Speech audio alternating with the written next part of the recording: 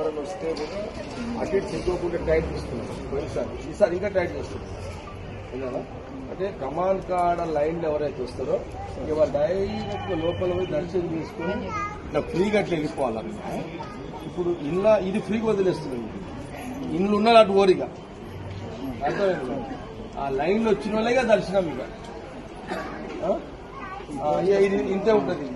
ఇక అసలు మనము పోయినసారి కూడా ఈయన నిండిపోతున్నారు కదా, ఇక అసలు మెయిన్ అక్కడి నుంచి రాకుండా అనేది కదా ఇక అది ఎవరు రావద్దు, వాళ్ళు ఎవరు వచ్చినా లైన్లో ఉండాలి, లైన్ ఫ్రీగా ఉంది కొండ అని చెప్పాలి అంతే. అంతే అదొక్కటి మనం చూసుకుంటాం. లోపలికి ఉండదు ఇక, అటు నుంచి ఎవ్వరు రావద్దు ఇక.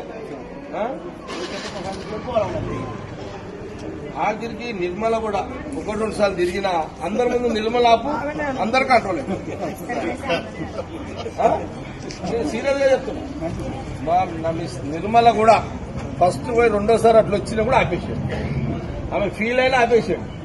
ఎందుకు ఆపమంటే ఆమెను ఆపినామనుకో ఆడున్నోళ్ళుగా నీకు ఇవాళ సార్ జగన్రెడ్డి భార్యని ఆపిరు పోలీసులు అనేది వెళ్ళిపోతుంది. అది పోతే మీతో ఆటోమేటిక్ అందరు కంట్రోల్ అవుతుంది.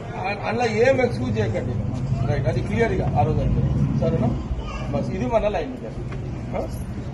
ఇక లోపల ఎవరు మోరిగా ఇక మేము కూడా మా భజన మండలిలో కూడా చెప్పినాం వీళ్ళకి. ఇప్పుడు ఇక మా వాళ్ళకు కూడా చెప్పినాం. ఇక ఎవరు పంపు పొండి అనేది కూడా లేదు. ఎవరు వాళ్ళే లైన్గా అట్లా వస్తారు, దర్శనం చేసుకుంటారు.